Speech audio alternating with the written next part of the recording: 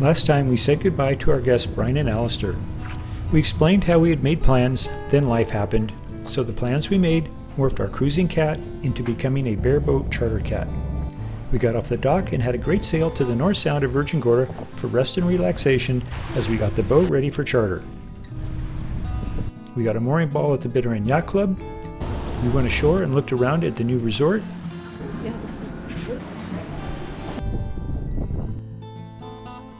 We had a nice reunion with our friend Bacchus.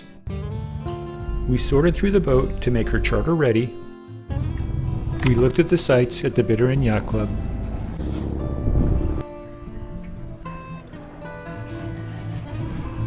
And walked on the beach. We're doing great, thanks.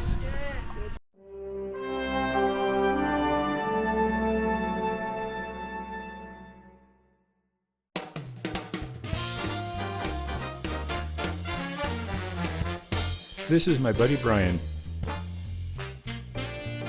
I'm Richard. I tend to take things a little too serious, so goofing around is good for me. And this is Georgia, my better half. We hope you join us for our adventures and travels on Cabo.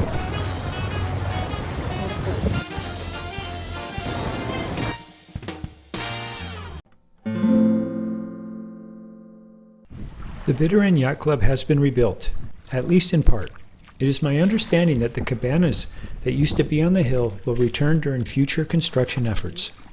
The mooring field has 72 balls, and there are docks available for 26 yachts up to 240 feet in length. There is the market for provisioning and a nice gift shop, the Reef Teak. They also have 2 marina lofts on the water's edge, just on the other side of the dinghy dock. For dining and drink, there is the buoy room. The Reef Sampler is the boat bar on the edge of the beach, and for dining there is the clubhouse. We are informed that reservations are recommended. As for water sports, there is sailing, wind and wing surfing, stand-up paddleboards, and kayaking. And the open beachfront makes for a lovely place to hang out and go for a walk.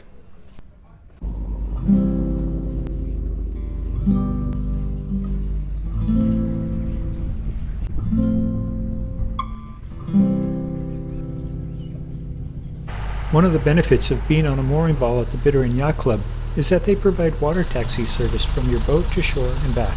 It makes going to dinner super easy. Oh, wait, Steph. Yeah, just tell them Quinto. Quinto? Yeah. Okay. All right, thanks so much, Quinto. You guys enjoy. All right. I'll see you guys a little later. Yep. After spending the morning sorting through all our stuff on the boat, it was time to go exploring. We were off to Oil Nut Bay. Pull the other line, there you go. Perfect. Alrighty. Fortunately, having a dinghy with a steering wheel makes for an easy ride. The Marina Village is just over 1 nautical mile from our mooring. The Bitter End Yacht Club on our right, and Saba Rock ahead of us. Hi. Can we look around a little bit? A new facility at Oil Nut Bay is the Marina Village, which offers docks, drinks, dining, and a splash pool at the water's edge. Some of the amenities include the marina market for provisioning and food to go, the coffee shop, no explanation needed, the Luna Boutique for all your shopping desires, Deep Bay Water Sports offers lessons and equipment for kiteboarding, wing surfing and foiling, kayaks and stand-up paddleboarding. The Nova Restaurant offers a lovely waterfront place to get a beverage and a meal. The dock includes 93 berths for vessels up to 130 feet, and there are 10 mooring balls out in Deep Bay.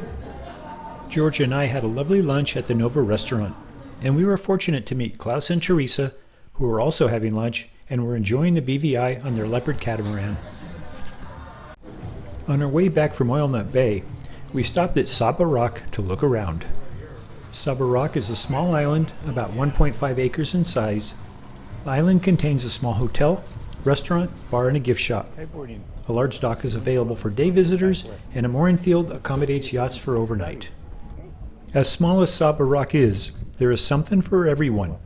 The dock includes a boardwalk, which makes it easy to walk around the island.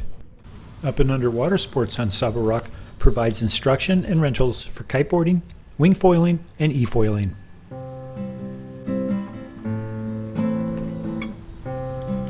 There's grass, shade, a sandy beach with a walking ramp entrance to the sea, There are places to visit with family and friends, and other places to sit in solitude. The entire island provides amazing views of the Caribbean Sea. There are trails to explore. Look at the door handle. It's beautiful. It is. You gotta make a phone call, honey? No. Oh gosh.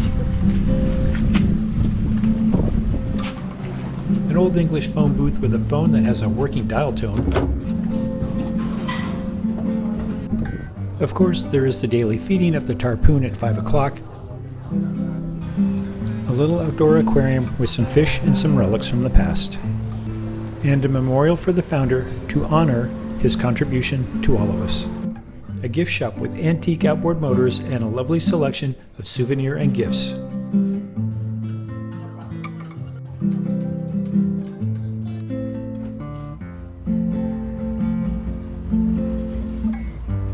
On the second level, there's this beautiful bar, pool table, and places to sit and visit, with amazing views of the North Sound of Virgin Gorda. Georgia trying to back out of the shot, realizing she is the shot.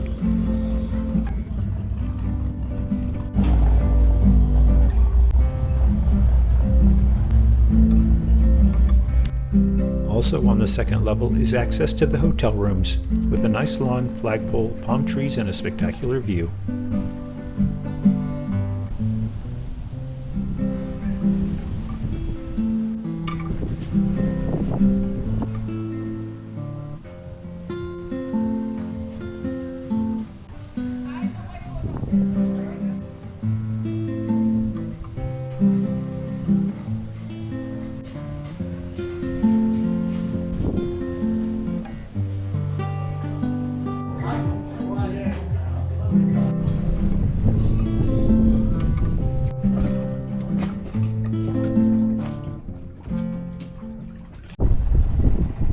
Well, I went for a swim under the boat with a couple of Remora that are about 24 inches long.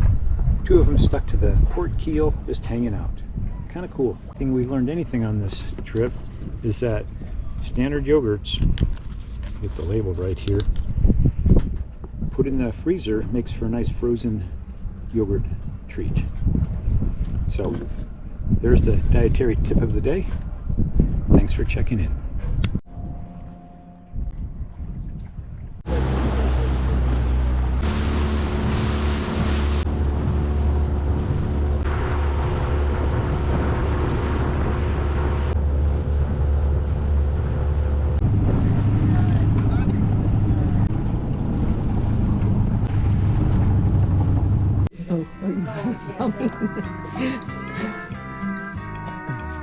But I gotta compare it to my other one.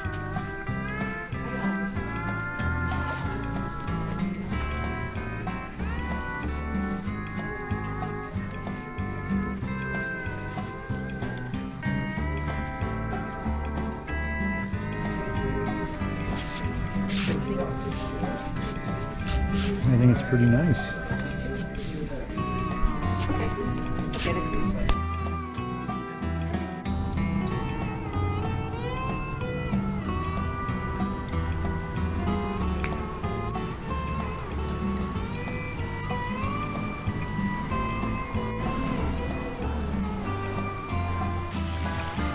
After a bit of shopping, we walked around a bit to take in the sights.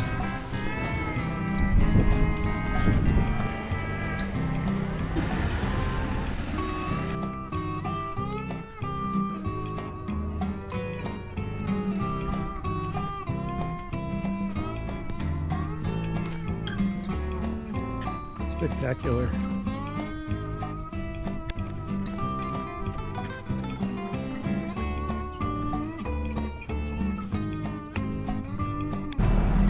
On our way back from Leverick Bay, we took a detour and went by Moskito Island.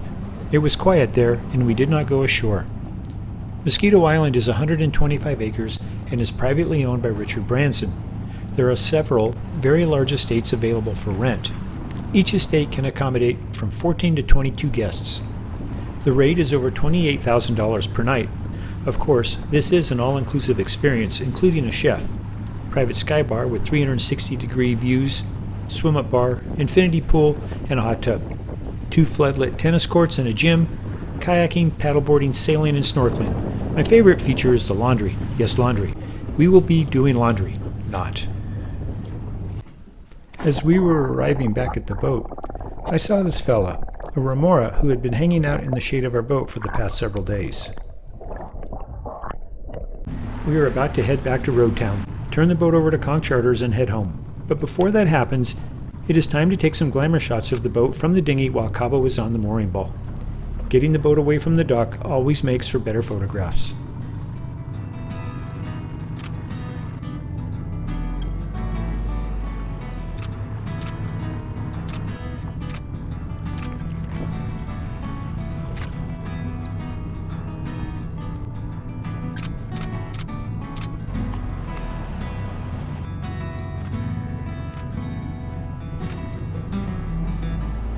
While I was out in the dinghy, I had the grand plan of going to the Bitter End Yacht Club in Saba Rock to get some photographs, but the lighting was not correct for this time of day. Late afternoon, when the sun is starting to set, the two properties light up and are spectacular, but we are leaving in the morning, so perhaps next time.